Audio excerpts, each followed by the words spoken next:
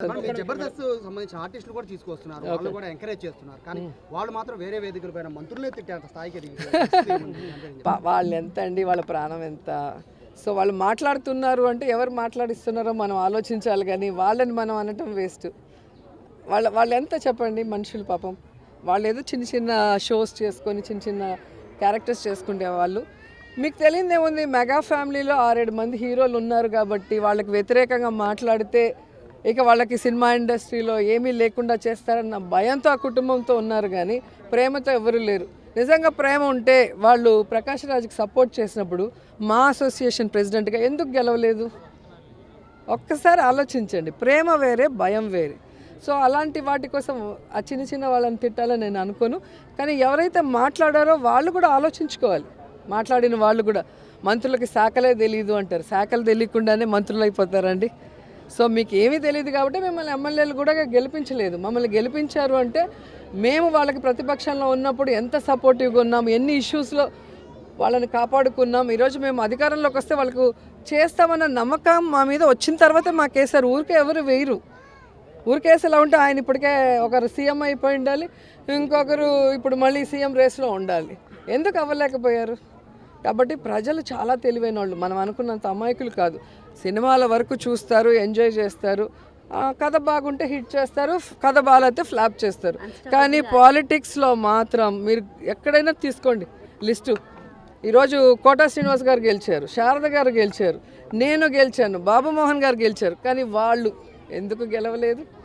కాబట్టి స్టేజీలెక్కి పిచ్చి పిచ్చిగా మాట్లాడటం, లేదా చిన్న చిన్న ఆర్టిస్టులు పెట్టుకొని ఏదంటే అది మాట్లాడిస్తే ఇంకా చులకన అయిపోతారు. ఉన్న కొంచెం సింపతి కూడా పోగొట్టుకున్నారు మొన్న మీటింగ్తో, అంతే.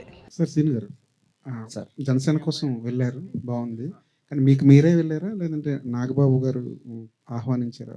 పార్టీ వాళ్ళు ఎవరైనా? నేనే కాదు సార్, ఇప్పుడు వరకు వెళ్ళిన వాళ్ళు అందరూ మేము ఫోన్ చేసి మరీ సెల్ఫ్గా మేమే అడిగితే వాళ్ళు ఒక డేట్ చెప్తాం అప్పుడు రండి అని చెప్పి అలా వెళ్ళాను సార్.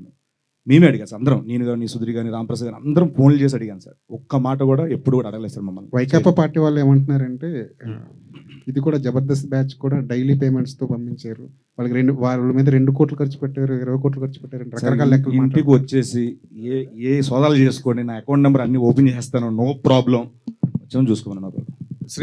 శ్రీనివాస్ తర్వాత ఇంకొక మాట, రోజా గారు మొన్న మాట అన్నారు సార్. ఏంటి సార్, రాజు యాదవ్ కాస్త అదే పొలిటికల్ ఇది లాస్ట్ క్వశ్చన్, రాజు యాదవ్ వైపుకి వెళ్ళిపోదాము. Okay sir.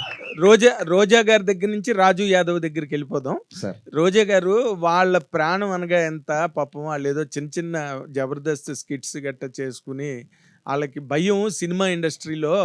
ఎందుకంటే వాళ్ళదంతా పెద్ద గ్రూపు, బోల్డ్ సినిమాలు, బోల్డ్ హీరోలు, అందుకని చెప్పి వాళ్ళకి భయపడి వచ్చి వాళ్ళు ఏదో ఒక ప్రయత్నంగా వచ్చి చేస్తారు. వాళ్ళని అంత సీరియస్గా తీసుకోవాల్సిన అవసరం లేదు, వాళ్ళు చిన్న లైఫ్లు అన్నట్టుగా కామెంట్ చేశారు ఆవిడ. మీరేమో చూస్తే ఎండల్లో, దారుణమైన ఎండల్లో వెళ్ళి అంత కష్టపడి ప్రచారం చేసి వచ్చారు. ఈ రెండింటిని అసలు పబ్లిక్ ఎలా తీసుకోవాలంటారు సార్? అంటే మెగా ఫ్యామిలీలో సినిమాలు అంటే ఇప్పటివరకు ఎన్ని చేశాను మీకు తెలుసు. అక్కడ ఇండస్ట్రీలో ఎన్ని సినిమా మిగతా హీరోలతో అందరూ చేస్తున్నాను, అక్కడ చేస్తున్నాను. ఎస్. సో నేను ఎన్టీఆర్ గారితో చేశాను, వెంకటేష్ గారితో చేశాను, ఎస్, నాని గారితో చేశాను, మిగతా 200తో చేస్తున్నా కదా సార్. ఆఫర్స్ ఇక్కడి నుంచి రావట్లేదు నాకు, ఇక్కడే కాదు కదా సార్, అన్నీ చేస్తున్నా. చిన్న ప్రాణాలు అంటే మరి చిన్న ప్రాణాలైనా కామెంట్లో తీసుకుంటా సార్, చిన్న కామెంట్లో తీసుకుంటా సార్.